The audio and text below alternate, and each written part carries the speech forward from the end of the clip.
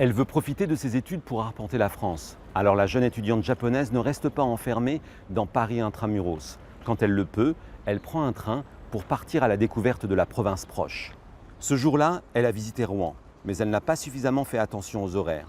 Quand elle arrive à la gare, le dernier train pour Paris est parti. Un jeune homme l'aborde, il lui propose de l'héberger, elle accepte. Ils se retrouvent tous deux devant une entrée rue Rollon. Dans le passage, il tente de l'embrasser, elle le repousse. Il la frappe à plusieurs reprises au visage, lui casse les lunettes, l'oblige à un rapport buccal, la pénètre et simule une strangulation. Il se retire et laisse des traces de sperme sur le mur du couloir. Nous sommes le 18 mars 2014. Il est 4 h du matin. Kevin Pineda Escobar oblige sa victime à lui remettre son téléphone portable et sa carte bleue.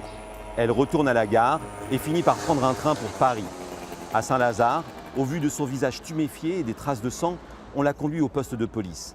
Elle y fait appel aux membres de son consulat. L'ambassade du Japon exerce une forte pression pour que l'agresseur soit retrouvé au plus vite. La jeune femme revient à Rouen. Elle donne des indications précieuses aux enquêteurs. Grâce à ces descriptions, ils finissent par retrouver le lieu de l'agression. Ils relèvent des traces ADN pas loin d'une des branches des lunettes cassées. 3 jours plus tard, l'homme de 25 ans, un SDF déjà condamné pour de petits délits, est retrouvé chez un ami dans l'Oise. Quand les policiers entrent dans la pièce dans laquelle il se trouve, il est en train de jouer à la PlayStation. La jeune femme est revenue du Japon pour le procès qui a débuté hier. Elle a demandé et obtenu le huis clos.